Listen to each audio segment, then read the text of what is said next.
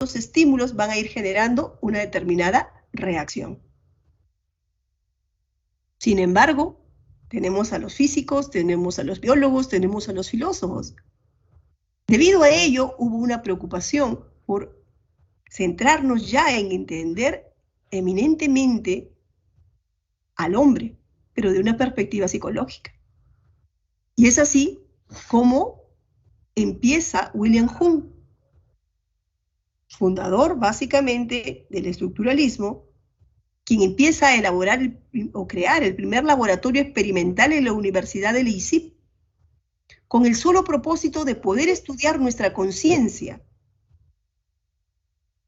de una forma rápida, de una forma simple. Y es así que se convierte como el padre de la psicología, por haber otorgado ese carácter de ciencia, básicamente, a lo que hoy estamos estudiando. Con William Hume empiezan a surgir las escuelas del estructuralismo. El estructuralismo se va a encargar de analizar nuestra conciencia, de poder describir sus elementos constitutivos. Ellos señalaron que nuestra conciencia se podía básicamente dividir, como lo hace la física, como lo hace la química. Podíamos dividir nuestra conciencia, debíamos dividir nuestra experiencia consciente. ¿Por qué? Porque nuestra mente, o mejor dicho, nuestros procesos mentales, nuestro cuerpo, mira, existen de una forma paralela, pero no son interactuantes. Por lo tanto, se puede estudiar de manera aislada. Podemos estudiar cómo nosotros, ante la presencia de determinados estímulos, va a ir generando una determinada sensación. Y cómo esa sensación va a ir produciendo una representación.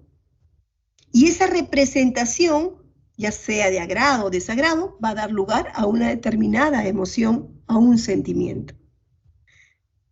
Pero también señaló que podemos presentar un mismo elemento a varias personas, pero cada una de ellas va a ir reportando algo distinto. ¿Por qué? Porque va a ir tomando información, ¿no?, de carácter subjetiva. Esta escuela del estructuralismo pretendió que nosotros, para poder analizar nuestra experiencia consciente, teníamos que utilizar la autoobservación mental, la observación de nuestro interior a través de la introspección. Pero, si te das cuenta, aquí ya nos está hablando de este método, ¿no? La introspección experimental. Y esa introspección, para poder explorar la conciencia, otorgaba resultados, pero de forma subjetiva. Ahora, mientras que el estructuralismo decía que nosotros tenemos que descomponer nuestra conciencia, el funcionalismo sostuvo de que si tú descompones la conciencia, pierdes realidad, porque la conciencia o nuestra mente teje asociaciones. Lo que tenemos que hacer nosotros es tratar de poder investigar, descubrir cómo funciona la conciencia y no descomponerla. Porque cuando estudiamos la función de nuestra mente, vamos a poder adaptarnos a nuestro ambiente, a esos continuos cambios.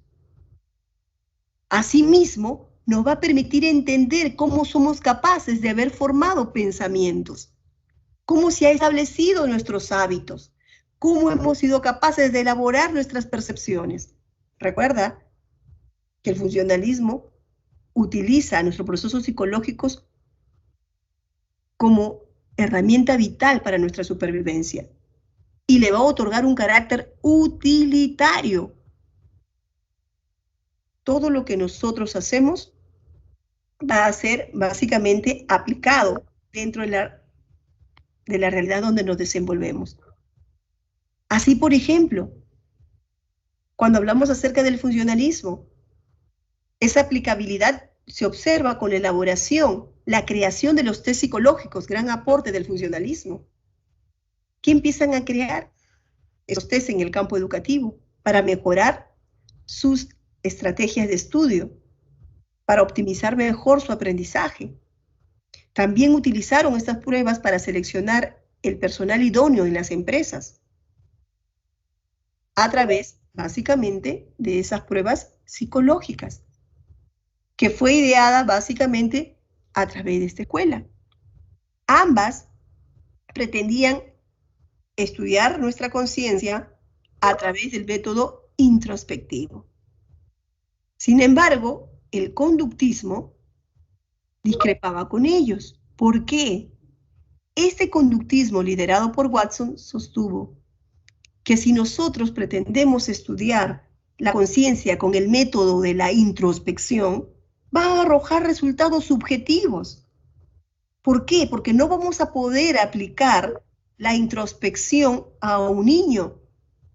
No se va a aplicar a una persona que pueda padecer de alguna alteración mental. Habría un sesgo. Nosotros tenemos que investigar algo que sea objetivo, algo que se pueda observar, que se pueda medir. Y esto es nuestra conducta. Eso se puede medir, eso se puede observar. Además, sostuvo que nuestro comportamiento, nuestra conducta se aprende. No vale la pena que estés imaginando qué está pensando o cómo está funcionando nuestra mente cuando tú lo puedes observar. Presenta un estímulo y vas a darte cuenta. Si presentas una mala calificación a un estudiante, te vas a dar cuenta cuál es la reacción que manifiesta. Entonces, un estímulo, hay una respuesta. El conductismo sostuvo que nuestra conducta se aprende y para poder también modificarla, cambiarla, depende de las influencias del medio externo. Se estudiaba a través del método experimental y no a través de la introspección. El conductismo tuvo como base a la frenología. Representante aquí Iván Pavlov y Begneret. Si te das cuenta, ellos proponían que debemos estudiar nuestro comportamiento en función de nuestros reflejos condicionados. Estos reflejos condicionados van a dar lugar ante un estímulo incondicionado, innato, va a generar una respuesta fisiológica no aprendida. Si cortamos la cebolla, de manera inmediata empezamos a lagrimear. Un estímulo incondicionado genera una respuesta incondicionada. Es decir, nuestra actividad física parte de nuestros reflejos. ¿Esto quién lo va a proponer? La reflexología. Ahora, el conductismo tuvo mucha preponderancia hasta mediados del siglo XX. A partir ya, ¿no?, a mediados del siglo XX, empieza de repente a centrarse de nuevo al estudio, ya no de la conducta, sino de la conciencia. ¿Y cuándo lo hacen? Cuando el conductismo no podía dar explicación a los nuevos campos investigativos que se aperturaban, como era el desarrollo infantil, la percepción, la personalidad. Entonces, al no poder de repente dar respuestas a ello, se vuelca de nuevo, se redirecciona hacia el estudio de la conciencia. ¿Y dónde se seguía estudiando la conciencia? En Alemania, donde se fundó la Escuela de la Gestalt, liderada por Wertheimer.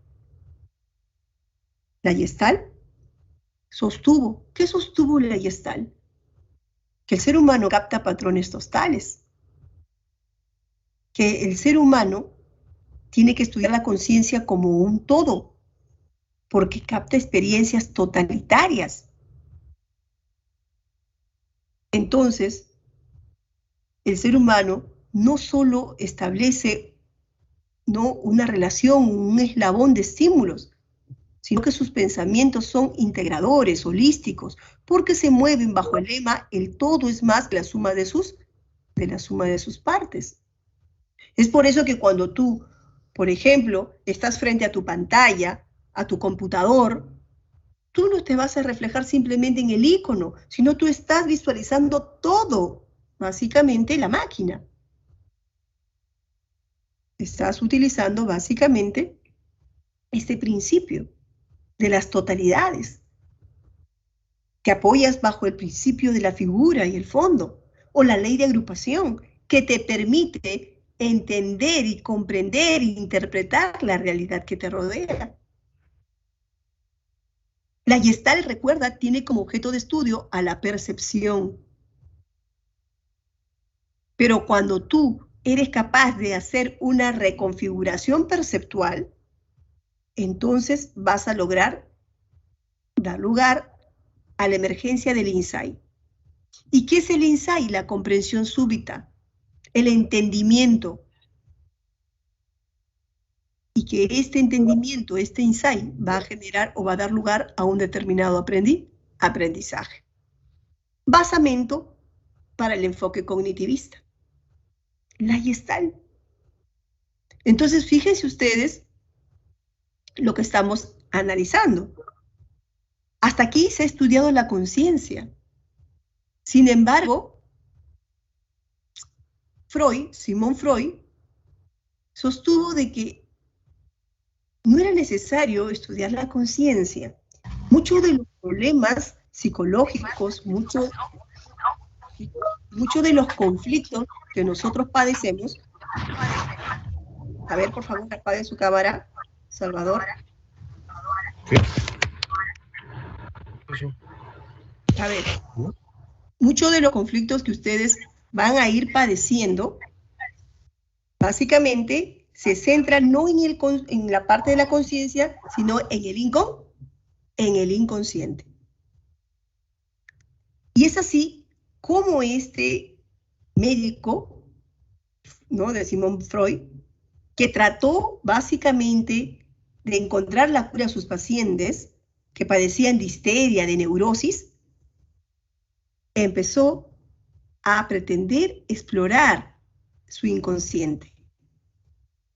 Para ello utilizó en un inicio la hipnosis, pero no resultó. Y lo desplaza con la técnica de asociación libre, donde permitía que el paciente relatara todo aquello que le viene en mente. Y el psicoterapeuta recoge la información y luego toda esa información lo va a ir aplicando en las psicoterapias, que es un gran aporte del psicoanálisis. La psicoterapia consistía en que el paciente sea capaz de hacer consciente su inconsciente, que el mismo paciente puede encontrar la cura a su enfermedad. Fíjense, el psicoanálisis tuvo básicamente vigencia por un tiempo. Luego empieza a descender, se debilita. ¿Por qué? Porque no había respaldo de otras ciencias. Las hipótesis que se iban planteando no se podían refutar. Por lo tanto, se le consideró como una pseudociencia, al igual que la frenología. Es así como empiezan a surgir los llamados enfoques psicológicos. Y cuando nosotros hablamos de los enfoques, recuerda, se va a encargar de estudiar el comportamiento humano, teniendo en cuenta no solo la historia personal, sino el contexto social. Cuando hablamos acerca de estos enfoques psicológicos, no está todo determinado, sino que de acuerdo al entorno donde vive, se va a ir modificando, se va a ir contextualizando. Dentro de estos enfoques encontramos al enfoque psicodinámico, quien toma los aportes del psicoanálisis. El enfoque psicodinámico se va a encargar de estudiar también a nuestro inconsciente, pues sostiene que él controla nuestro comportamiento.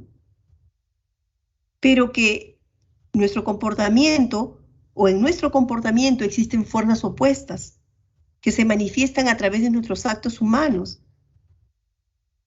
Recuerda que estos actos humanos van a evidenciarse a través de nuestros impulsos innatos, biológicos, a través de las exigencias internas frente a las exigencias externas, en la cual entra básicamente en contradicción.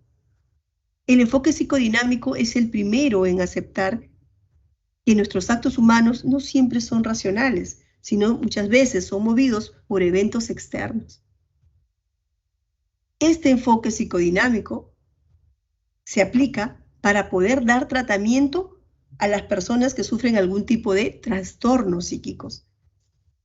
Puede ser personas muy narcisistas, personas anancásticas o de repente que tienen delirio de persecución. Van a ser abordados los problemas básicamente de personalidad. En cambio, cuando hablamos acerca del conductismo, aquí ya no hablamos de Watson, sino de Skinner, de Golpe, de Eysen. En el conductismo sostienen los principios fundamentales para poder modificar la conducta, se va a basar en la teoría del condicionamiento operante. Nuestro comportamiento es producto de sus consecuencias, sostenía. ¿Qué quiere decir? Si yo quiero modificar una conducta, entonces le voy a otorgar algún premio o algún castigo. Si, por ejemplo, observo jóvenes que continuamente hacen bulla, yo le retiro del aula, estoy aplicando un castigo. Su comportamiento va a ir disminuyendo para poder modificarlo. Estoy aplicando la teoría o el enfoque conductista, en la cual básicamente sostiene que el hombre es como una máquina y que solo responde en base a premios y castigos. Fíjese entonces, y tú dirás, ¿este enfoque se viene aplicando? Sí. Por ejemplo, a personas con adicciones, alcohol, droga, se aplica bajo un programa de rehabilitación desde ese enfoque conductista. Problema de indisciplina en el aula, ¿no? A través del enfoque conductista. Tiene aplicación. Ahora, tenemos otro enfoque, dentro de ellos encontramos al enfoque humanista. Y en el enfoque humanista, el hombre es el hacedor de su propio destino. Tú eres responsable de las decisiones que tomes. Tú tienes el control de tu comportamiento. El humanismo establece una visión positiva del ser. Para ello, tú tienes que empezar a actualizar y desarrollar al máximo todas tus potencialidades. ¿Y cómo lo consigues? Construyendo tu identidad, actuando con libertad, experimentando felicidad. Y al hacerlo, vas a poder lograr hallar la autorrealización, que es uno de los principios fundamentales del humanismo. Pero para llegar a la autorrealización, decía Roger, tienes que empezar a trabajar tu proceso de autoconcepto. Y eso, ese conocimiento de ti mismo, esa creencia que tienes acerca de ti mismo, va a dar lugar a establecer tu propia imagen. Fíjense, y esa autoimagen que tú tienes hace posible tu autorrealización. O como Maslow planteaba, para lograr esa autorrealización lo que tienes que hacer es satisfacer tus necesidades fisiológicas de seguridad, de pertenencia, de estima. Entonces, parte del ser humano, porque ellos actuaban bajo su libre albedrío. Cuando te hablan del cognitivista, fíjense ustedes, cognitivista. ¿Qué quiere decir el cognitivismo? ¿En qué se centra? ¿Cuál es su objeto de estudio? Sus procesos mentales. Estudia tu pensamiento, tus expectativas, tu lenguaje, tu capacidad de resolver problemas, tu creatividad. Pero los cognitivistas sostuvieron que todos nuestros pensamientos, nuestras percepciones, tenían que ser estudiadas de la misma manera como lo hace el conductismo. Pero no se puede observar, ¿cierto? Pero se puede inferir. Podemos inferir nuestro proceso atencional. Podemos inferir nuestra inteligencia. Si hay una persona, por ejemplo, que está ante una situación complicada y rápidamente da soluciones a ella, decimos que hay un rasgo de inteligencia. Se infiere. O cuando, por ejemplo, está dando lectura a un texto y de repente saca una síntesis, una conclusión. Entonces, te das cuenta de que está operando su proceso cognitivo. O cuando tú relaciones lo que estás escuchando con tu vida cotidiana, se generó un aprendizaje de carácter significativo que está dentro de la perspectiva cognitivista. O cuando empiezas a investigar el tema, y esa investigación tiene que ver, ¿no?, en este caso, con la teoría de Brunner, el aprendizaje por descubrimiento. Entonces, estos enfoques tienen aplicación en la actualidad, humanista, cognitivista, y también los enfoques psicológicos, biopsicológicos. ¿Qué quiere decir este enfoque biopsicológico? Aquí tú tienes que tratar de explicar y analizar el comportamiento, pero tomando en cuenta de cómo funciona nuestro cerebro, cómo funciona nuestro sistema nervioso. Porque cada una de esas estructuras tiene implicancia en lo que nosotros hacemos. Tú dices, ¿cómo? Las personas, por ejemplo, que no se encuentran motivadas, se dice que no ha sido estimulada su sistema límbico. O, por ejemplo, cuando tienen miedo, salen corriendo. Ah, mira cómo ha operado su sistema límbico o su sistema parasimpático, su sistema simpático. Cada una de nuestras estructuras están determinadas. Dice, ¿no? José ha escrito un poema de amor a su compañera. ¿Te das cuenta que aquí estuvo presente también una de las estructuras cerebrales que va a ir influyendo básicamente dentro de su conducta? ¿Quién se estimuló? ¿Quién es posible esa redacción? El lóbulo frontal. Y de eso nos vamos a encargar de estudiar más adelante. Pero de eso se encarga el enfoque biopsicológico, que tiene aplicabilidad hoy por hoy. Sobre todo, pues tome en cuenta la neurociencia. Cuando hablamos acerca de la psicología, tienes que recordar que la psicología estudia no solo el comportamiento, sino también nuestros procesos mentales. La psicología busca cambiar tu estilo de vida. La psicología, a mediados ya del siglo XX, empezó a ampliar su campo de acción. Tenemos psicologías básicas, psicologías aplicadas. Las psicologías básicas buscan incrementar el caudal del conocimiento a través de la elaboración de teorías, de leyes, de conceptos, para poder aplicarlas en la solución de los problemas, como son las psicologías aplicadas. Cuando me hablan a mí de las psicologías básicas, aquí vamos a encontrarla, por ejemplo, a la psicología del desarrollo. En la psicología del desarrollo se va a encargar de estudiar, ¿no?, el crecimiento tanto físico como intelectual, desde la etapa prenatal hasta la senectud. Gracias a la psicología evolutiva o de desarrollo, yo puedo saber que a los 2 años el niño tiene que evidenciar su explosión de lenguaje.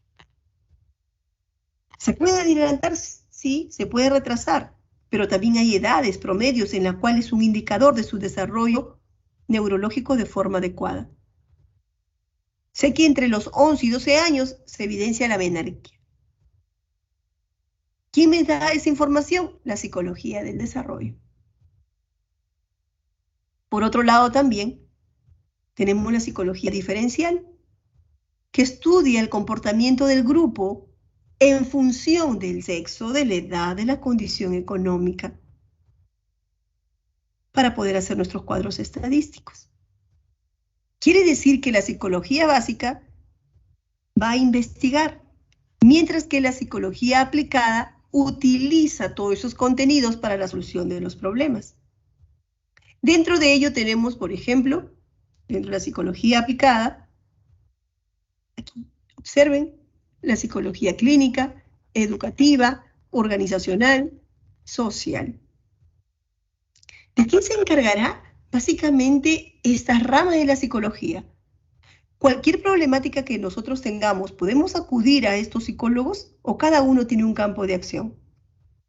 Si yo, por ejemplo, tengo miedo a hablar en público, me da mucha fobia, ¿a qué psicólogo debo de acudir? O he tenido problemas con mi familia y eso ha hecho que yo entre en un cuadro depresivo, de ansiedad. ¿A qué psicólogo debo de acudir? ¿Qué me dicen ustedes? A ver, Pierina, Nicole, Renato, ¿a qué psicólogo? Espero sus respuestas.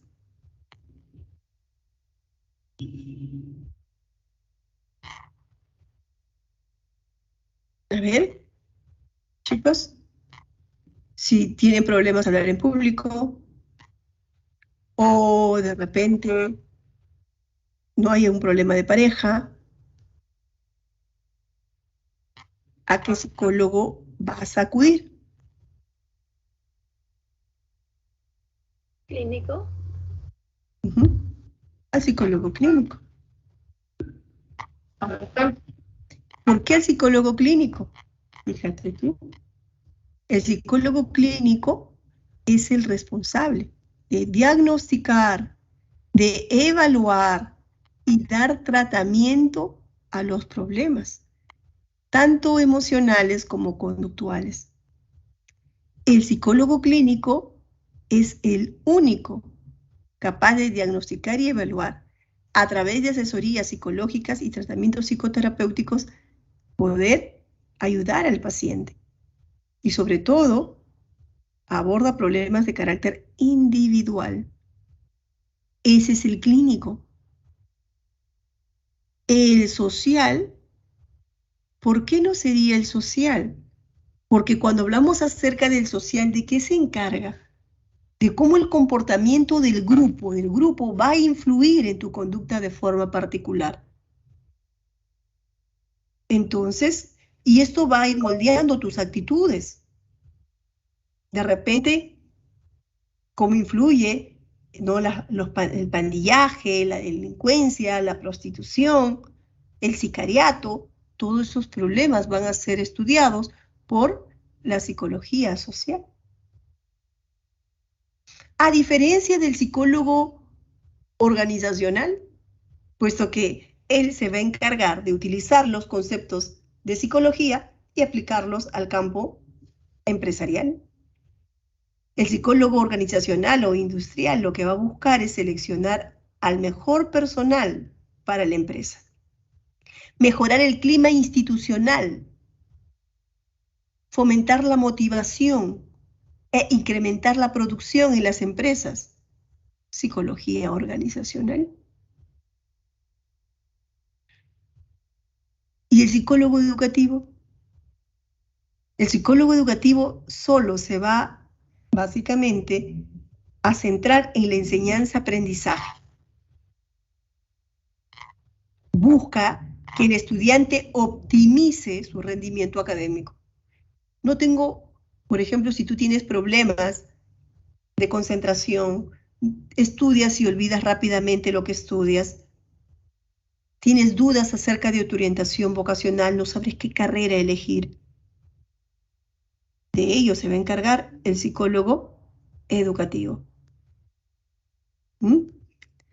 También el psicólogo educativo apoya a los docentes y a los padres de familia con asesorías, tanto de cómo tratar con sus hijos para los padres y de cómo relacionarse con sus estudiantes, en caso de los docentes.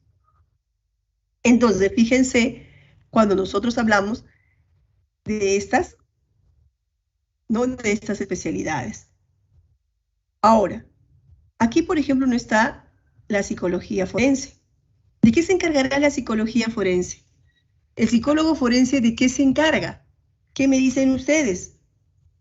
¿Cuál será su campo de acción de un psicólogo forense? A ver, recuerda que el psicólogo forense, de alguna u otra forma, va a tratar de estudiar cuáles son las causas psíquicas que han motivado a una reacción perjudicial. Y esto ha llevado a que puedan cometer algún tipo de delito, pero de una forma inconsciente. El forense va a ir analizando su capacidad mental de la persona que cometió el delito y si ha habido algún tipo de perturbación psíquica que alteraron, ¿no? Su accionar en ese instante para poder desligarlo, ¿no? O deslindarlo de cualquier tipo de responsabilidad. De eso se encarga el psicólogo forense. Pero fíjense, en cada una de estas ramas de la psicología, vamos a encontrar aquí, van a aplicar determinados métodos. Tenemos método descriptivo, el método correlativo. Dentro del método descriptivo implica que simplemente observes y registres información en un ambiente natural.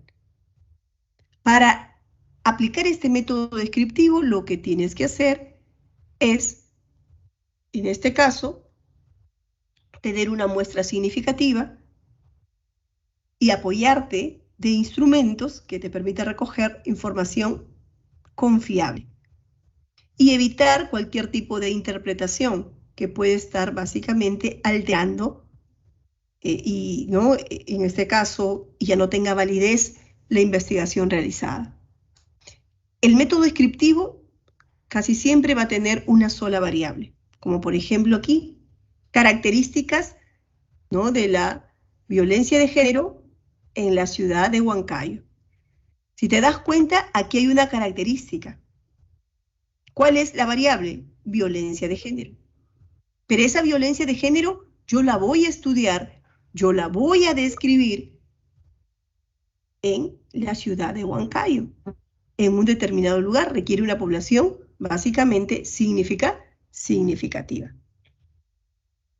Cuando me hablan a mí de la correlacional ya no tiene una variable, en la correlacional existen dos variables, pero estas variables básicamente van a ser atribuidas a una relación de asociación de afinidad. No hay una relación casuística, sino es probabilística. Cuando empleamos el método correlacional, lo hacemos para poder examinar las variantes de nuestro comportamiento a nivel, en este caso, de los rasgos biotípicos, de la inteligencia, de la creatividad. Y al establecerlo, vamos a ir asociándolo de manera directamente proporcional o inversamente proporcional. Cuando nosotros hablamos acerca de la existencia de variables, por ejemplo, directamente proporcional, se suele decir que las personas con excesivo peso, ¿no? se debe porque se alimentan de una manera majestuosa. Quiere decir, incremento de peso, alimentos excesivos. Y casi siempre se relaciona así, obesidad y alimentos excesivos. ¿Eso es cierto? ¿Siempre se va a ir estableciendo esa relación? ¿Es una relación de causa y efecto?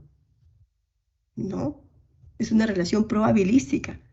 Tú observas a una persona obesa y de manera inmediata dices, es que come mucho. No necesariamente es así. Puede tener problemas básicamente de tiroides, puede haber otros factores. Y este tipo de investigación se denomina correlacional, porque simplemente vamos a ir estableciendo por afinidad. O cuando ustedes le dicen, por ejemplo, todos los postulantes, todos los estudiantes de la Pre-San Marcos ingresan directamente a la universidad y asocian, hay dos variables, ingreso directo, centro pre. Si te das cuenta, no necesariamente, solo los que estudian, pero hay una investigación correlacional, probabilística. Entonces, esto es lo que tenemos que tener en cuenta. Y en psicología se viene aplicando estos métodos, tanto descriptivo, tanto correlacional, asimismo como el experimental. Y cuando hablamos acerca del experimental, es el método por excelencia en psicología. El método experimental implica que nosotros podemos hallar una relación de causa y efecto. Y aquí existen dos variables, variable independiente y variable dependiente. La variable independiente es aquella que va a generar una acción sobre los efectos de la variable dependiente. La variable independiente, como se manipula, va a tener básicamente una variable de control y una variable experimental. Por ejemplo, los efectos de un programa de intervención en la reeducación, en este caso, no de la adicción a los videojuegos. Aquí vamos a ir encontrando dos variables, pero de manera inmediata analizamos cuál se puede manipular. ¿Se puede manipular adicción a los videojuegos o el programa? Si te das cuenta, nosotros vamos a ir manipulando el programa a través de un grupo de control y un grupo experimental. Aquí en el grupo experimental se somete a todo tipo de intervención. Y en el control simplemente vamos a contrastarlo. Y los efectos se va a ver replicado en la variable dependiente. De esta manera, nosotros nos vamos a poder dar cuenta si ha habido efectos o no. Y este método de investigación experimental es lo que generalmente se va a realizar, sobre todo en la investigación, ¿no?, del campo de la psicología. Entonces, tenemos tres métodos que se van a ir aplicando o van a ir aplicando las diversas ramas de la psicología. Hasta aquí hemos ido explorando, ¿no?, los orígenes de la psicología como ciencia. Ahora vamos a ingresar a ir analizando la estructura interna de nuestro organismo. Esta estructura interna va a estar formado por nuestro sistema nervioso, que es un conjunto de células y tejidos especializados que se encargan de la conducción de nuestros impulsos para lograr establecer una vida en relación. Cuando hablamos acerca de estas células, nos estamos refiriendo a las neuronas. Las neuronas, a través de sus dendritas, van a recoger información y lo van a llevar al núcleo, donde se encuentra toda la carga genética. Y es en el núcleo donde van a ir designando una función que va a ir cumpliendo cada célula. Y luego lo van a transmitir por el axón. Fíjense ustedes, y lo van a llevar a nuestras glándulas, ¿no?, y a nuestros músculos. Y luego lo van a ir liberando al espacio presináptico, para luego entrar en contacto con otra neurona, y al entrar en contacto se va a generar este proceso de comunicación interneural, haciendo posible, básicamente, la sinapsis. La sinapsis es importante porque a partir de ello se va a ir generando el aprendizaje. Pero nuestras neuronas van a tener como sostén, ¿no?, a las glías, ¿no?, a las neuroglias, en la cual le va a permitir, ¿no?, establecerse. Lo cierto es que cuando hablamos acerca del sistema nervioso, nosotros, a través de nuestras neuronas, se va a encargar de recoger información de nuestro medio interno y de nuestro medio externo. Y la va a organizar toda esa información, la va a ir procesando y va a dirigir nuestro comportamiento para poder satisfacer nuestras necesidades. Entonces, el día de hoy vamos a ir explorando nuestro sistema nervioso, ¿no? Y poder analizar cuál es la repercusión que tiene cada una de ellas en nuestro comportamiento, desde la perspectiva psicológica, más no anatómica. Por ejemplo, cuando nosotros hablamos de nuestro sistema nervioso, señalamos de que anatómicamente está estructurada por nuestro sistema nervioso central y nuestro sistema nervioso periférico. Nuestro sistema nervioso central es el encargado del procesamiento de la información. Nuestro sistema nervioso central es el centro de elaboración, ¿no?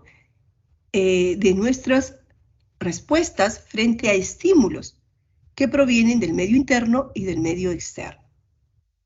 Entonces, este sistema nervioso central va a estar constituido por nuestro encéfalo y nuestra médula espinal.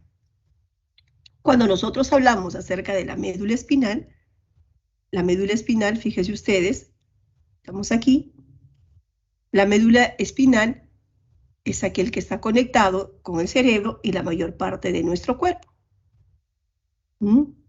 Sin ella, básicamente, no podríamos ejecutar acto alguno. ¿Por qué? Porque aquí se encuentra nuestro centro de distribución de nuestras vías sensitivas y motoras.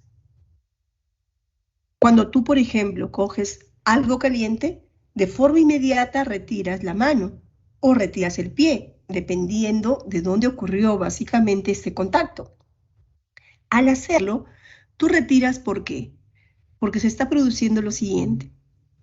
Tú, al entrar en contacto con el estímulo caliente, que va a ser percibido por tus receptores sensoriales, va a dar lugar a que de forma inmediata tú coges lo caliente y a través de tus receptores, ¿no? La parte sensitiva va a ir captando el mensaje y lo va a llevar a nuestras interneuronas, ¿no? Lo lleva a la médula espinal a través de nuestras interneuronas. Y en nuestras interneuronas se va a encargar de analizar la información. Toda esa información que se analiza luego es redireccionada hacia nuestras neuronas efectoras o motoras para que pueda contraer estos músculos y evitar que se siga experimentando dicho dolor. Al hacerlo, se produce lo que ustedes conocen como el acto reflejo. Entonces, jóvenes, cuando nosotros hablamos acerca de la médula espinal juega un rol muy importante en lo que hacemos. Una lesión en esta zona puede ocurrir o generar la parálisis.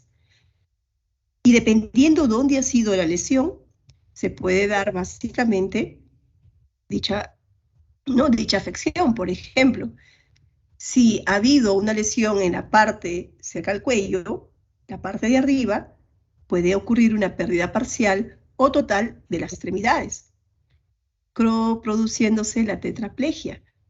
Si, por ejemplo, se ha producido por la parte inferior, entonces se puede dar lugar a la paraplegia, ¿no? Si te das cuenta, entonces, hay una falta de sensibilidad dentro de sus extremidades, ¿no? Y la parte también motora. Y esto va a estar dentro de la médula espinal. Cuando nosotros hablamos del encéfalo, el encéfalo es una estructura cerebral que está constituida por nuestro cerebro, nuestro cerebelo, nuestro tronco encefálico. Veamos entonces. Cuando hablamos acerca de nuestro cerebro se dice que es el órgano más importante de nuestro sistema nervioso. Nuestro cerebro es el responsable de cómo pensamos, de cómo sentimos, de cómo actuamos. Se encarga de ir modulando y explicando la calidad, básicamente, de nuestra conducta. Nuestro cerebro, fíjense ustedes, está constituido por dos hemisferios importantes. el hemisferio izquierdo y el hemisferio derecho.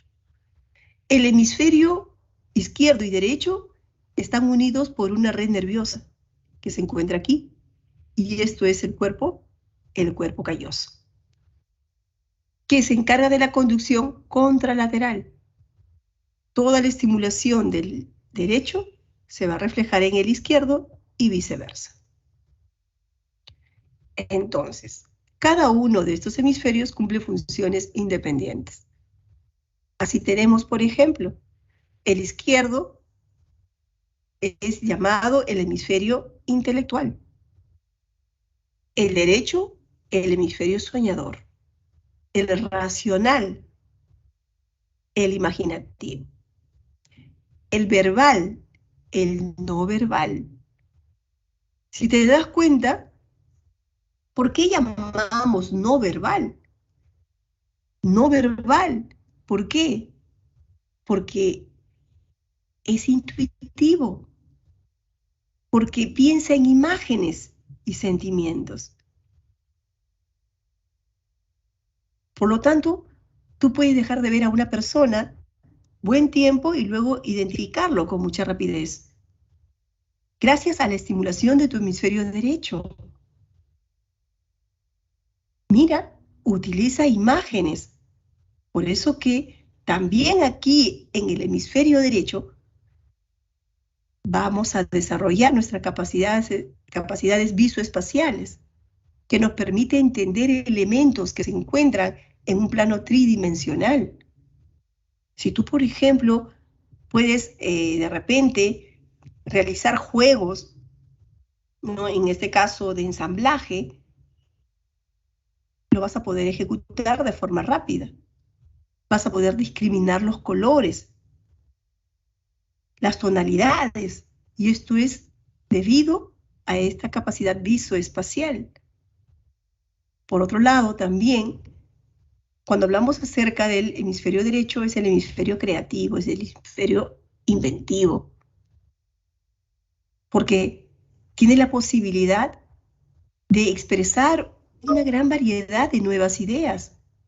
No se limita solo a lo que ya tú conoces, sino tiene la capacidad de poder ir ideando una serie de situaciones. Entonces, fíjense, una niña no quería escuchar la clase, y al no querer escuchar la clase, su mamá estaba al lado, trabajando, ella estaba interactuando con su profesora.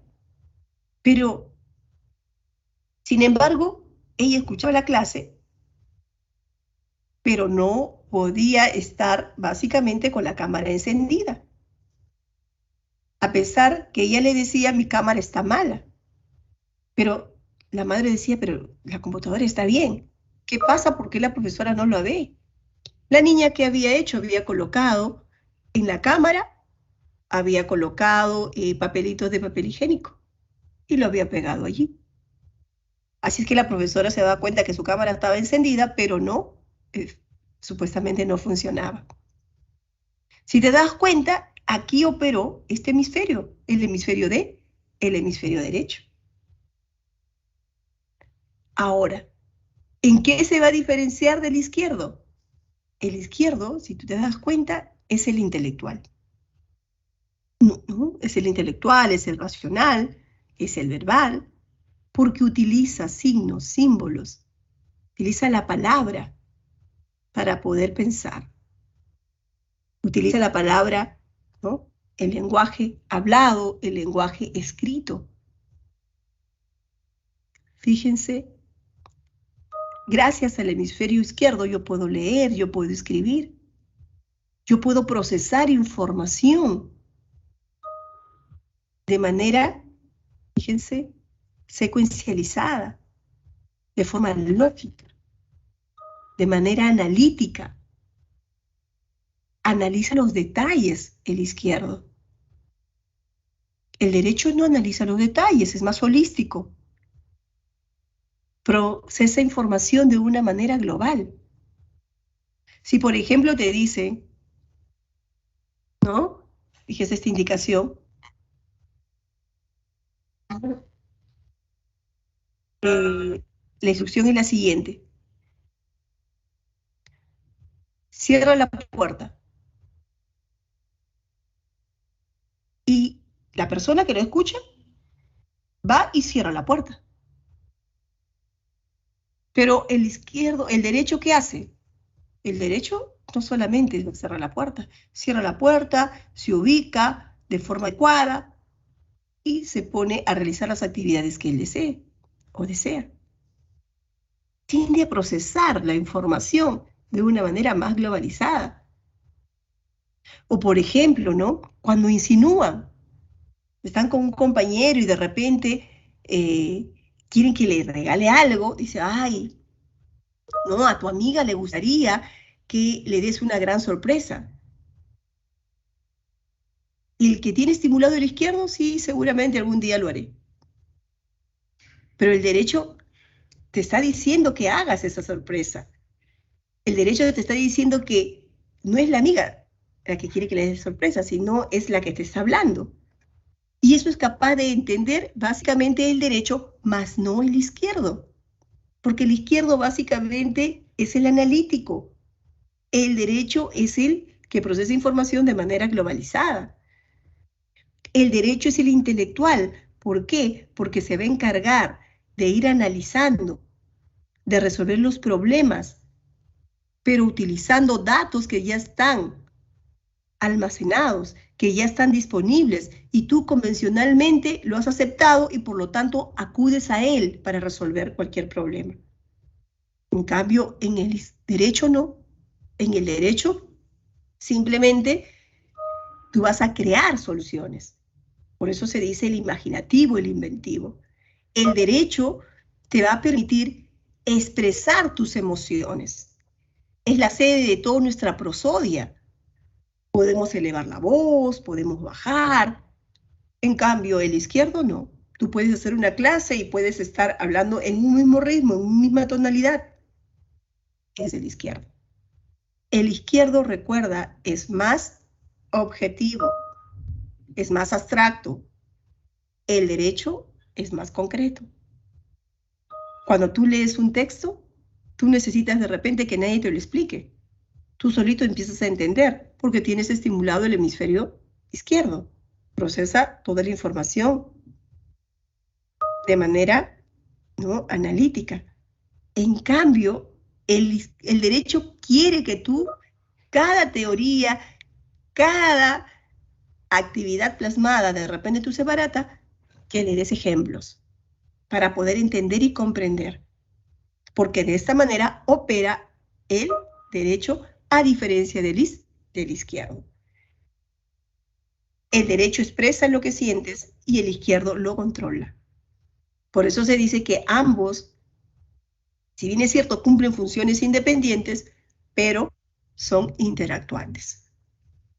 Cada uno de estos hemisferios van a dividirse en lóbulos. 4 lóbulos importantes. Tenemos el lóbulo frontal, el lóbulo parietal, el lóbulo temporal y el lóbulo occipital.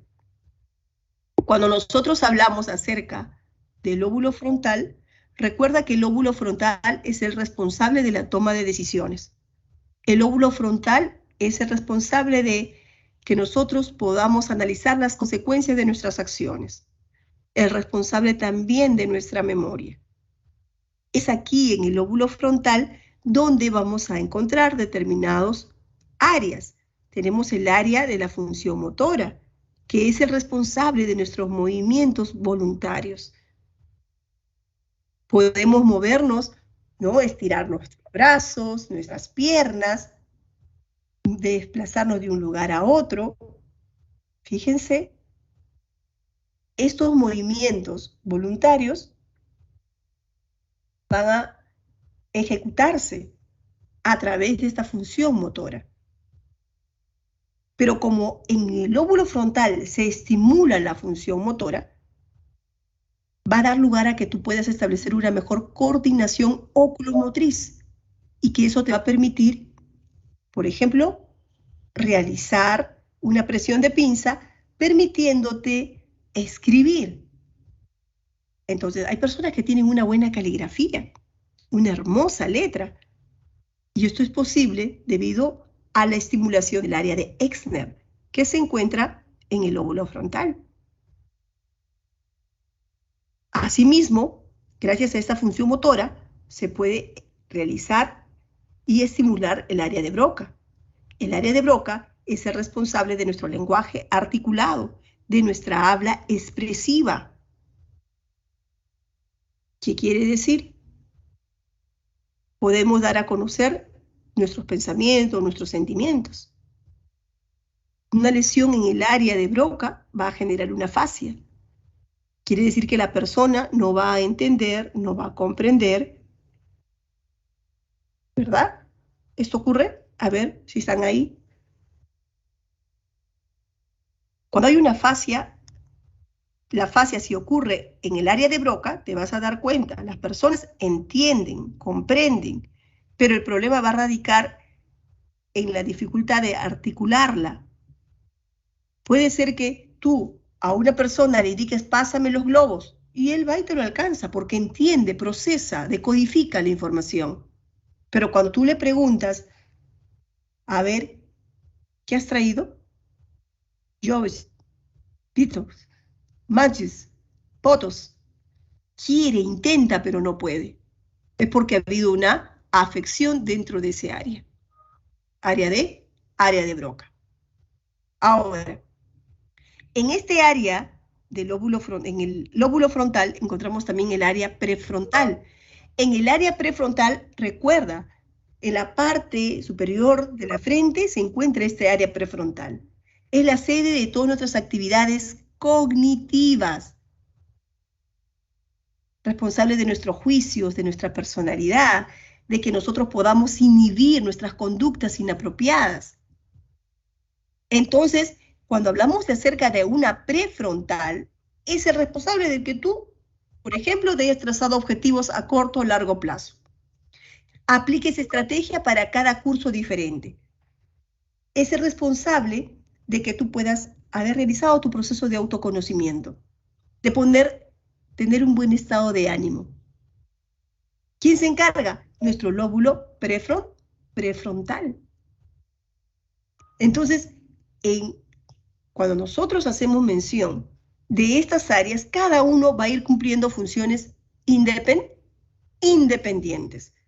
Pero todas estas áreas la va a ir englobando el lóbulo frontal, que se encarga de los procesos psicológicos superiores. Entonces, fíjense ustedes cómo opera. Luego, en los ejercicios que te voy a dar, vas a tener que aplicarlo. Ahora, en el lóbulo parietal, aquí se encuentra nuestra área somatosensorial, que quiere decir nuestro sentido corporal. Y según el homúnculo de Peffer, la parte donde tenemos mayor sensibilidad, ¿cuál es? Es el tacto. Fíjense ustedes acá, ¿no? La parte de la presión, la temperatura, nuestra postura muscular, es ahí donde vamos a poder nosotros ir captando con mayor facilidad. En la parte parietal, es la sede de nuestra percepción, tanto táctil, espacial y también de nuestra autoimagen. Gracias a ello podemos saber básicamente cómo somos, cómo nosotros nos vamos a percibir. Una lesión en el lóbulo parietal se puede dar lugar a la esterognosia, es decir, no vamos a poder identificar los objetos que estamos tocando. Eso es porque ha habido una afección. Pero en el lóbulo parietal, jóvenes, el lóbulo parietal se encuentra un área muy importante. En este lóbulo nos va a permitir, ¿no?, dar lugar a la comprensión del lenguaje escrito. Quiere decir, voy a comprender lo que está plasmado en mis hojas, en mi libro. Yo de manera inmediata voy a poder entender y comprender lo que dice. Entonces, fíjense, aquí tenemos área de Yerine parietal.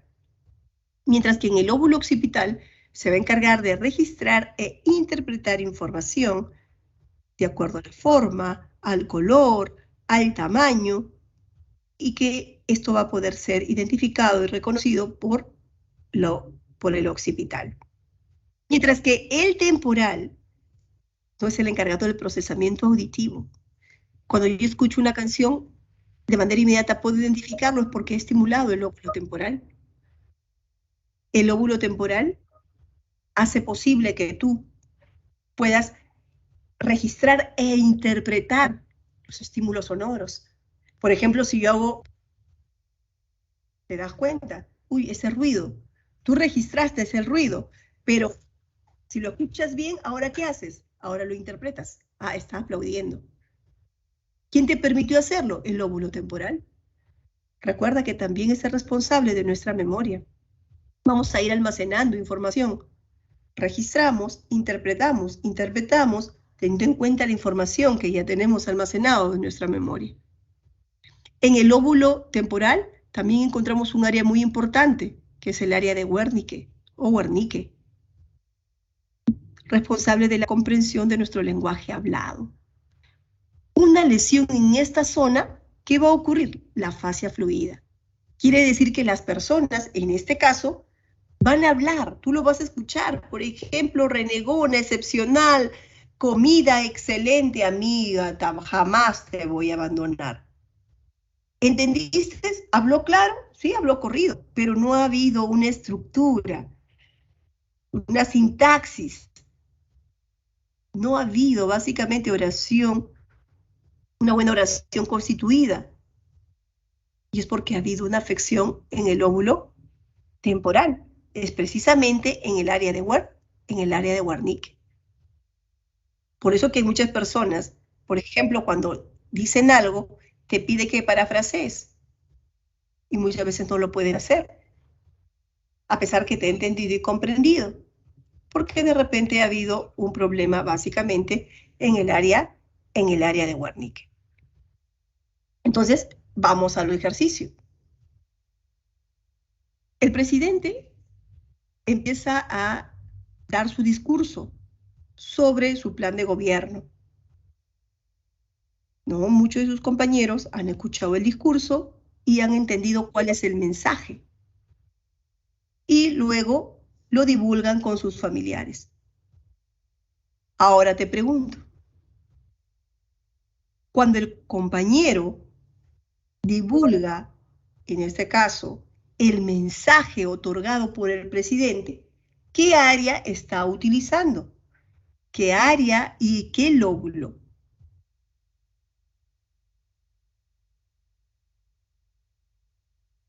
A ver, chicos, ¿cuál es el área?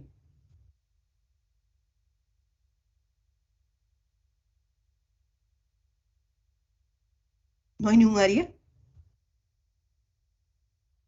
A ver, fíjense ustedes. Escucho el discurso presidencial, capto el mensaje y ese mensaje lo divulgo a mis familiares. Cuando yo capto el mensaje, ¿no? Por ejemplo, aquí hay un área también. ¿Cuál es el área? Muy bien, Sharon. El área temporal, o mejor dicho, el lóbulo temporal. ¿Y cuál es el área? Tú te ubicas. Por ejemplo, aquí estamos hablando del Wernicke. Y cuando él divulga este mensaje a los familiares, él lo está divulgando, ¿qué área está activando?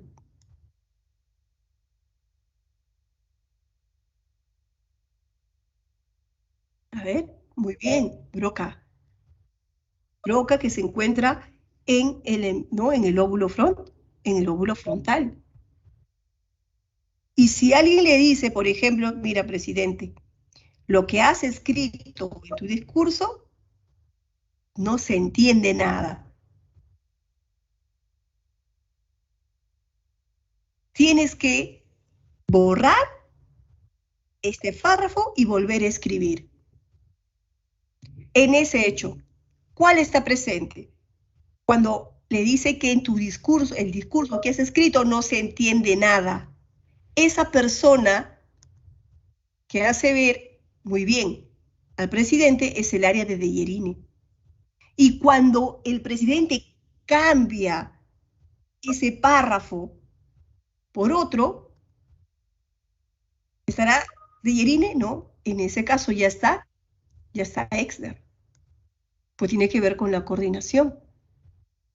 Entonces mira, si tú te estás dando cuenta, en cada lóbulo de nuestro cerebro está cumpliendo funciones específicas. Cada una de ellas. Sigamos analizando, sigamos explorando nuestro sistema nervioso central. Dentro de nuestro sistema nervioso central también encontramos a nuestro cerebelo. Pero el cerebelo se encuentra en la parte posterior de nuestro cerebro. El cerebelo es el responsable que tú puedas realizar movimientos coordinados. Es el responsable de que tú tengas un buen tono muscular y una buena postura. Responsable del balance, ¿no?, de los movimientos de tu cuerpo en el espacio. Hace posible tu equilibrio porque se activa tu sistema vestibular.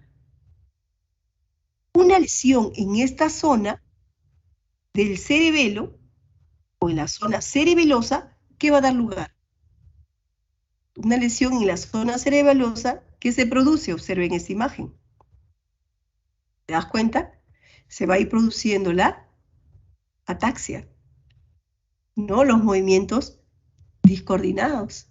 La persona se va a movilizar, pero no va a haber una buena coordinación. Y es porque ha habido una afección dentro de este área del cerebelo.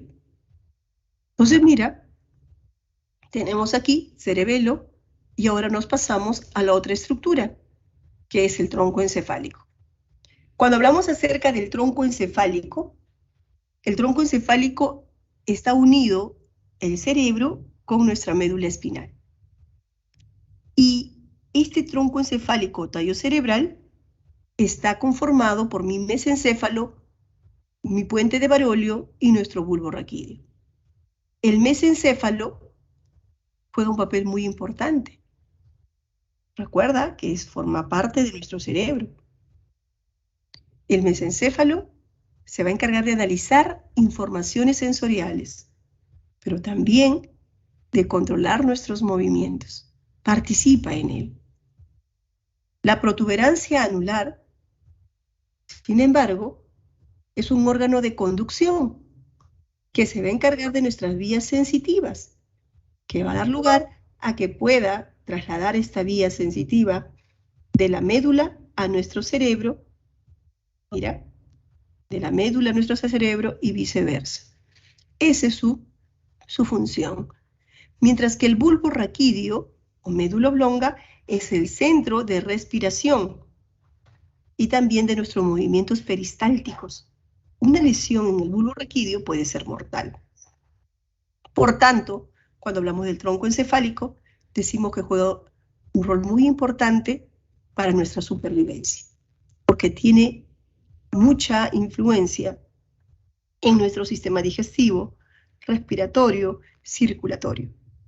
Asimismo, fíjense ustedes aquí en la imagen, en nuestros reflejos. ¿Qué reflejo? Reflejo de orientación, de bostezo, de parpadeo. Pero sobre todo, cuando hablamos acerca del tronco encefálico, en el centro del tronco encefálico vamos a encontrar la formación reticular. Y la formación reticular, ¿no?, está conformado por un conjunto de redes nerviosas que permite mantener alerta y despierta a nuestro cerebro. Quiere decir que nuestra formación reticular, en este caso, va a hacer posible que nosotros podamos controlar nuestro nivel de excitación y de alerta.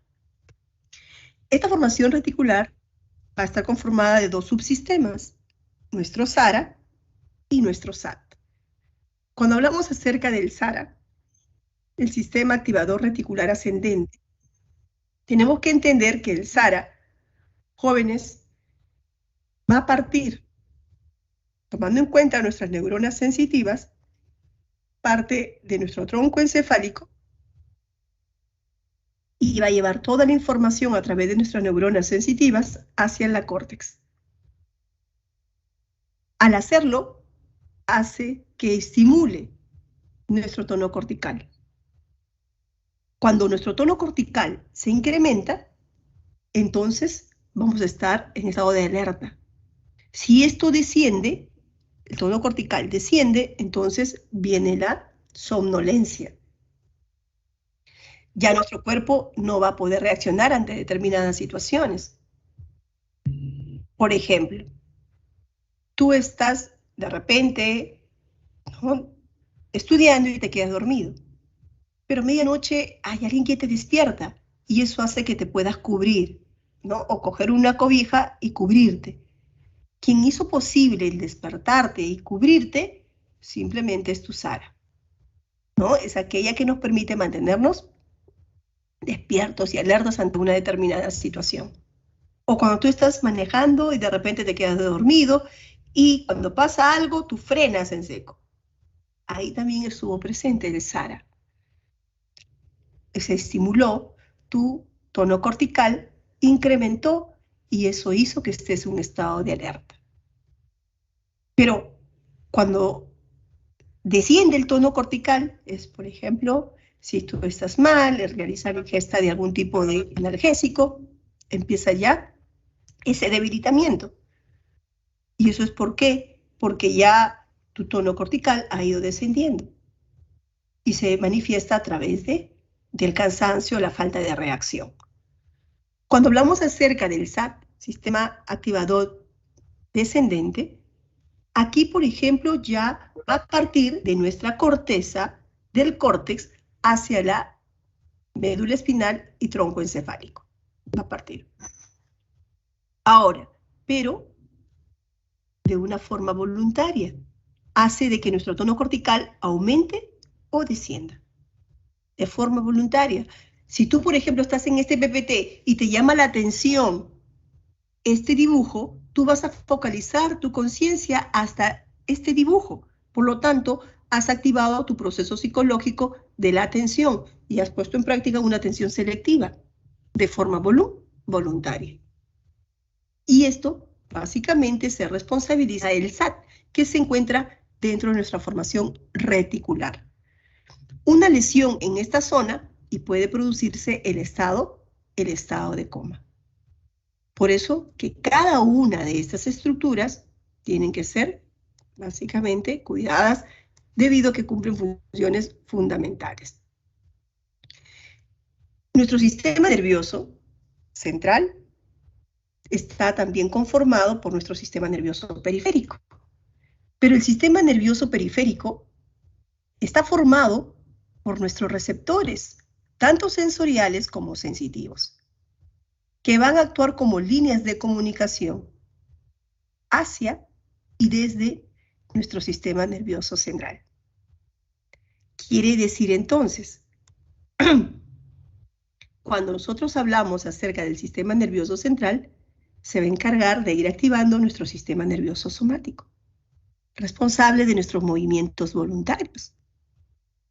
Y tú dirás, pero estos movimientos voluntarios no se va a llevar a cabo o no se lleva a cabo en el lóbulo frontal, ¿cierto? Pero ¿quién se encarga de llevar toda esa información? El somático. Recuerda, es una línea de comunicación que va a partir, básicamente, ¿no?, de la parte de nuestras neuronas sensitivas y motoras y lo va a llevar hacia nuestro sistema nervioso central. La parte periférica de cómo lo capta lo lleva a nuestro sistema nervioso central para poder ejecutar dichos movimientos. Esa es su función.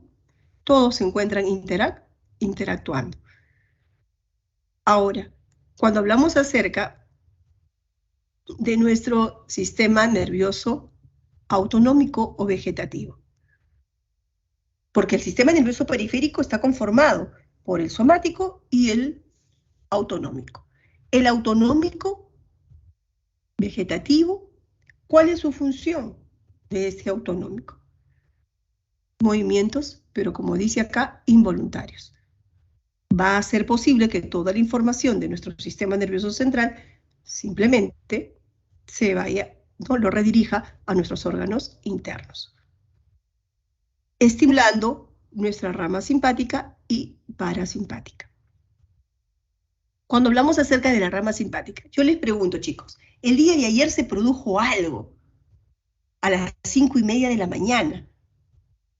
La gran mayoría salió despavorido de su casa. ¿Qué se produjo? ¿Qué se evidenció? No, el sismo. Ajá. Y te das cuenta, muchos salieron a la calle. Estuvo activo muy bien nuestro sistema simpático. El sistema simpático me prepara para la acción. Empieza a liberar ciertas energías de mi organismo. Hace que mi pupila se dilate, que mi presión sanguínea incremente, la respiración, que se produzca mayor azúcar en la sangre para que me proporcione energía y de esta manera yo pueda enfrentar la situación, como ocurrió el día de ayer. Se liberó la adrenalina. Jóvenes, y de esta manera pude salir huyendo. Puedo salir huyendo o me puedo quedar paralizado.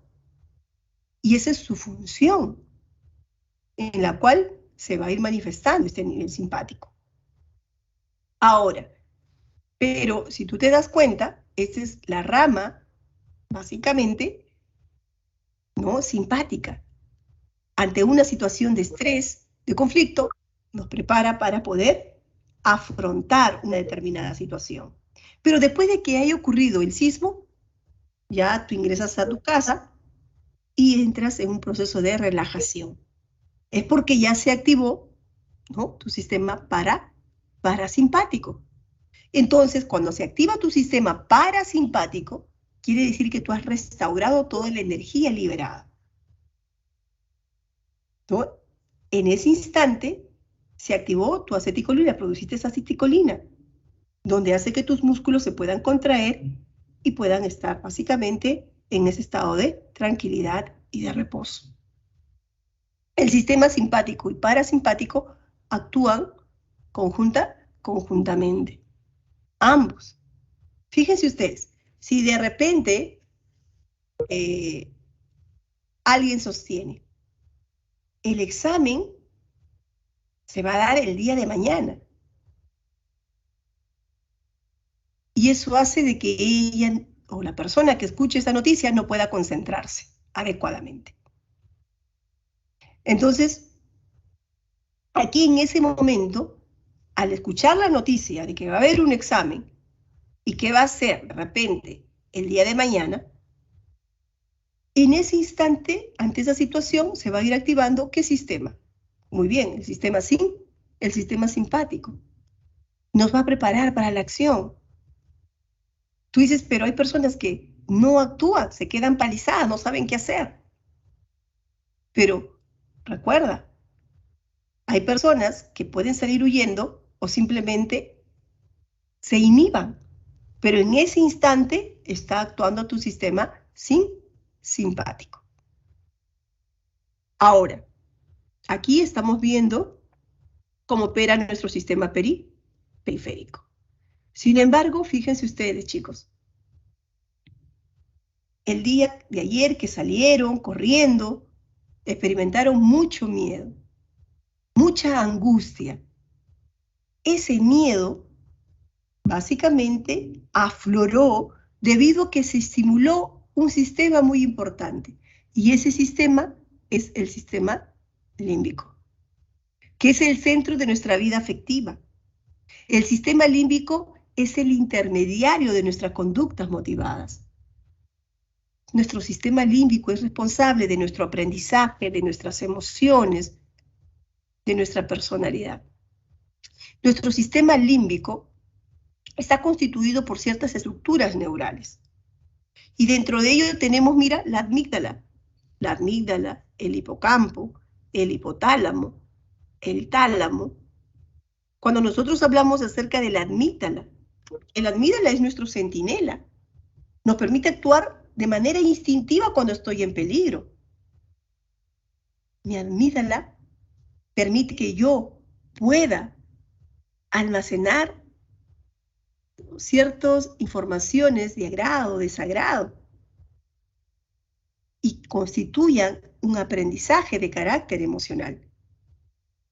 Y que esto puede emerger de manera automática, Por ejemplo, si yo estoy caminando y de repente veo a una persona mayor pidiendo limosna, lo quedo mirando y me pongo muy triste. Es inevitable. Estoy muy acongojada. Es porque en ese momento se activó y se estimuló básicamente la amígdala, que es responsable de nuestros procesos emocionales. Pero asimismo tú dices, pero ¿por qué estoy así si no la conozco? Y te pones a evocar. ¿Recuerdas, no?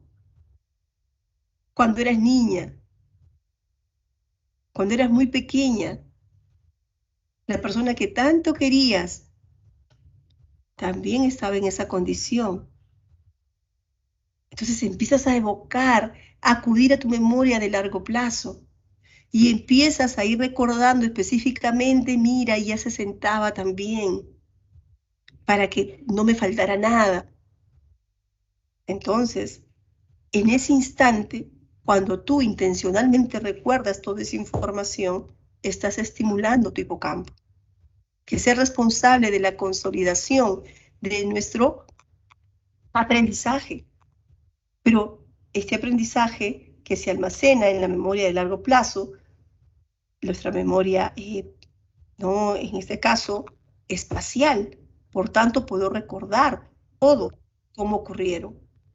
Pero mira, se activó el hipocampo. Tú estás triste, acongojada, y si te das cuenta, no te sientes bien. Ha generado un desequilibrio orgánico.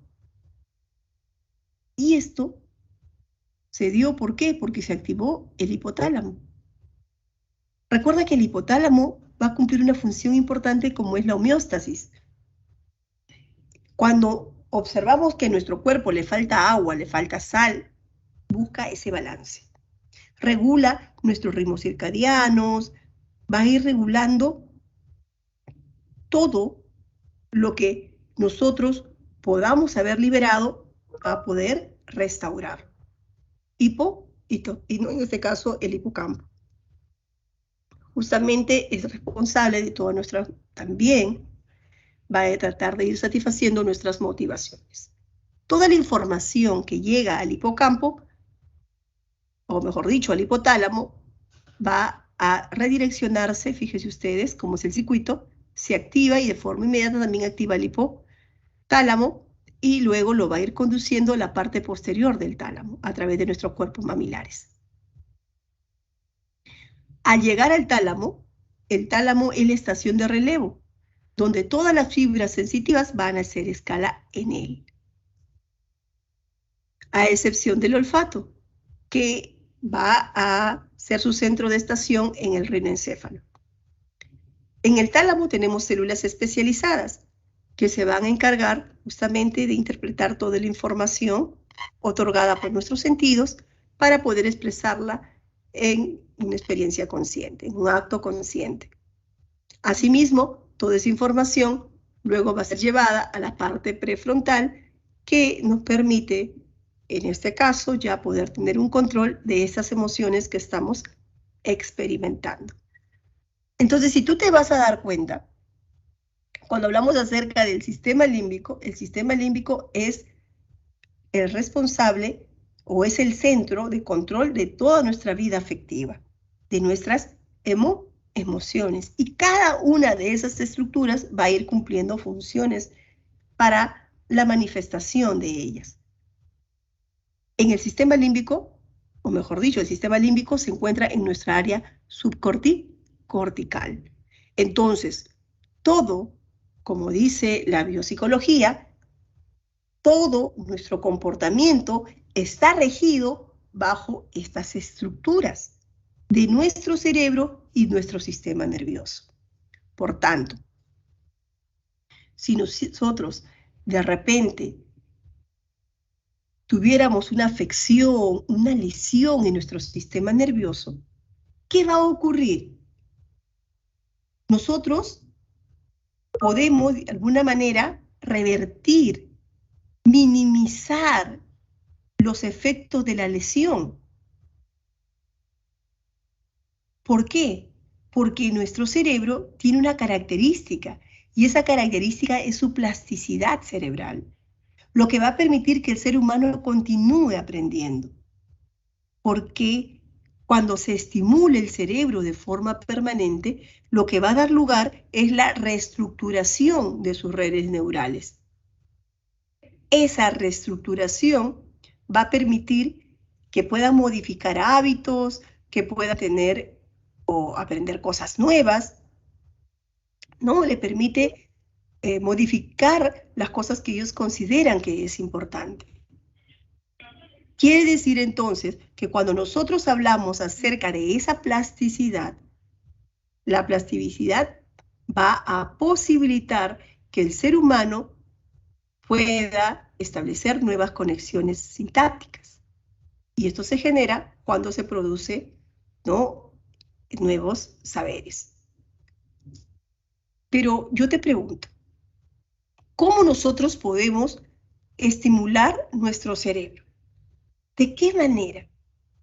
Si hablamos de la plasticidad y que tenemos que estar entrenándolo, porque ahora hablamos de la gimnasia mental, ¿cómo lo hacemos?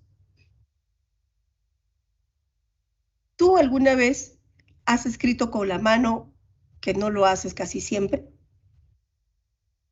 ¿Has escrito con la mano izquierda? Si escribes con la derecha, ¿has escrito con la izquierda? Al hacerlo, estás estimulando básicamente tu cerebro y estás trabajando en esta plasticidad. O el PPT, cuando se te proporciona de forma invertida, lo puedes leer, estás trabajando actividades que son inusuales. Y este cambio genera básicamente la reestructuración. Y esto da lugar a que se produzcan, ¿no?, nuevas conexiones sinápticas. Y eso es importante y lo tenemos que hacer de forma permanente. Y de esta manera estaríamos potencializando nuestro cerebro. Ahora, vamos a la aplicación de nuestros ejercicios. Esperamos la participación de cada uno de ustedes. En el primer ejercicio señala, a ver, mira, dice, la violencia de género tiene múltiples consecuencias y efectos, tanto inmediatos como a largo plazo. Genera ansiedad, depresión, baja autoestima, entre otros trastornos en las sobrevivientes que impactan negativamente en sus familias y comunidades. Además, ocasiona pérdidas económicas significativas, tanto para las víctimas como para el Estado. De la cita señalada se puede concluir que, a ver, analicemos el primer ejercicio. Aquí nos están hablando de la violencia de género, que tiene múltiples consecuencias y efectos. Chicos, pregunto, ¿qué rama de la psicología se va a encargar de estudiar, escúchenme bien, de estudiar, ¿no?, cómo la violencia de género va a generar que las personas muestren conductas de una manera inadecuadas? ¿Quién se encarga o qué rama de la psicología se encarga de estudiar la violencia de género? ¿Qué rama de la psicología? A ver, chicos. Violeta. Silva. Ajá, mira. El social, ¿no? El social se va a encargar de poder indagar, de poder investigar por qué se produce la violencia de género. Investiga, indaga, ¿ok? Los psicólogos sociales. Ahora, pero en el ejercicio nos está diciendo de que el psicólogo social va a investigar la violencia de género, ¿o qué nos está pidiendo? Fíjense. Nos dice que la violencia de género tiene múltiples consecuencias y efectos, no tanto inmediatos como a largo plazo. Y esto genera ansiedad, depresión. Por lo tanto, si nosotros estamos viendo las consecuencias de la violencia de género, estas consecuencias, ¿por quién tiene que ser abordado? ¿Por el psicólogo social? ¿Por el psicólogo forense? ¿Por el psicólogo? Ajá, por el psicólogo clínico. Muy bien, por el psicólogo clínico, pues él va a ver básicamente este problema conductual, emocional, que ha producido la violencia de género en ellos. Entonces, retomamos a la pregunta.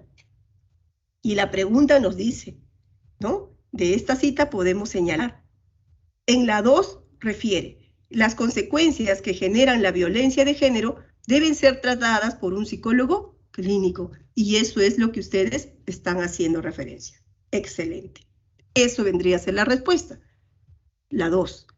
Ahora, en la 1 dice, los efectos de la violencia de género pueden surgir porque el Estado no toma las medidas correctivas del caso.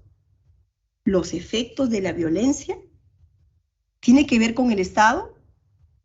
No, los efectos tienen que ver cómo ellos han sido tratados y no tanto por el Estado. Entonces, esa aseveración, ¿qué vendría a ser? ¿Falso o verdadero? Chicos, falso. Muy bien. Ya tenemos falso, verdadero. Analicemos el tercero. Dice, es muy probable que la violencia de género repercuta negativamente en los hijos de la pareja que la padece. Es muy probable esa afirmación. Chicos, ¿es verdadera o es falsa? Porque en el texto, ¿qué nos dice? En el texto sí es cierto que la violencia trae efectos como la ansiedad, la depresión, la baja autoestima.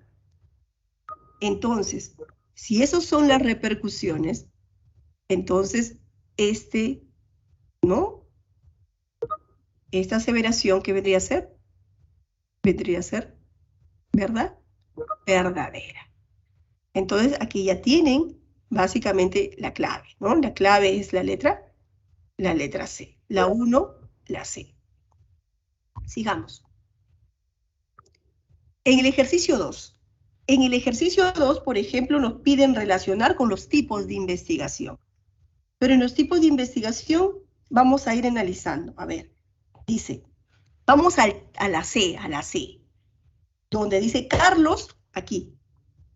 Carlos aplica a uno de sus 2 grupos de ratas albinas una hormona sintética para averiguar el efecto en la cantidad de horas de sueño. Ah, bueno, aquí me están hablando de grupos de ratas, es decir, va a haber un grupo de control y un grupo experimental. Y si hay un grupo de control y un grupo experimental, quiere decir que estamos hablando de qué método de investigación. A ver, chicos, ¿cuál es el método? Estamos hablando acá. El método. ¿Cuál es el método? Muy bien, Leandro, el método experimental, porque vemos de que la variable independiente se está manipulando. Ahora nos vamos a la, donde dice, Rebeca encontró con un estadístico que a mayor edad sus clientes reportan mayor conformidad con el servicio. Personas mayores, mayor conformidad. Entonces acá estamos hablando básicamente de qué? De una descriptiva, de una correlacional, porque estamos hablando de un grado de asociación de variables. Perfecto. Y por último, ¿no? En el otro ya, como dice Anatoly, lo que va a hacer es registrar, ¿no? La forma como ellos saludan. Entonces aquí la respuesta vendría a ser la letra A. Muy bien, excelente. Felicitaciones, Violeta, Leandro, por su participación, Micaela. A ver, tercer ejercicio. En el tercer ejercicio dice, un adolescente realiza un video semi-profesional para la aplicación de TikTok, por lo que redacta el guión de una breve historia que quiere contar. En dicha situación podemos indicar que la estructura cerebral que tiene mejor activación en la redacción sería, ¿quién me permite redactar? ¿Quién es el responsable de mis procesos psicológicos superiores? ¿Cuál de mis áreas? A ver, proceso psicológico superior. ¿Quién es básicamente denominado la parte racional? ¿No? Muy bien, Montes. ¿No? Nos está hablando del hemisferio izquierdo. Ok, ¿y qué lóbulo se estaría estimulando? Chicos, si me hablan de la redacción de un guión, está redactando un guión.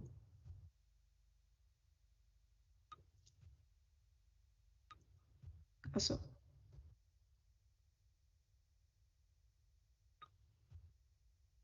¿Cuál sería, chicos? ¿Mm?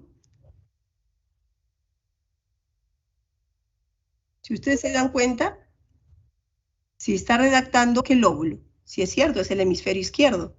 Muy bien, el lóbulo frontal. Pero específicamente un área, ¿cuál es el área?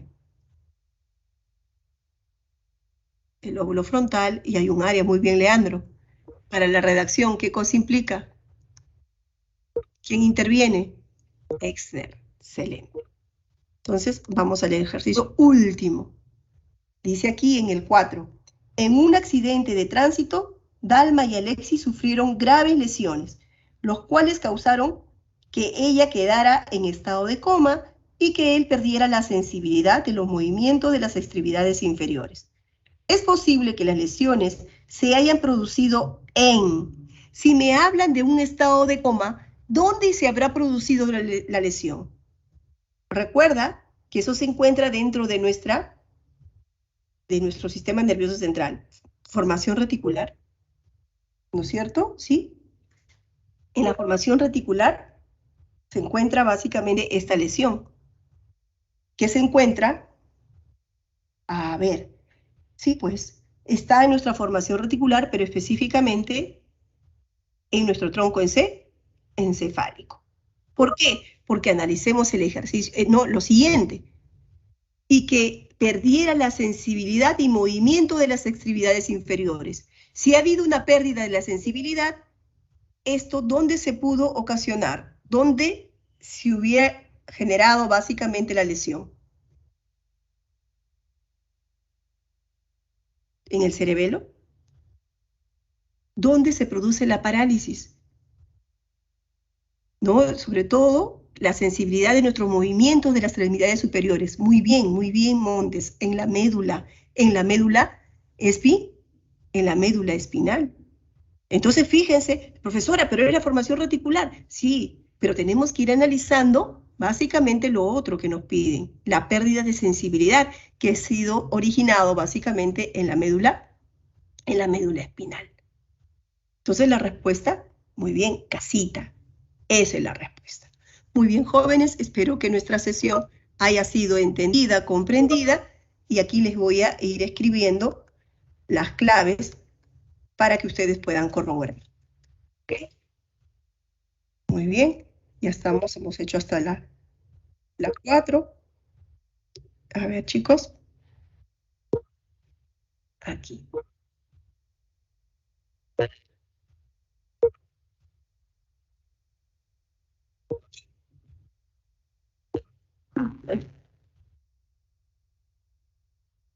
Ya estamos.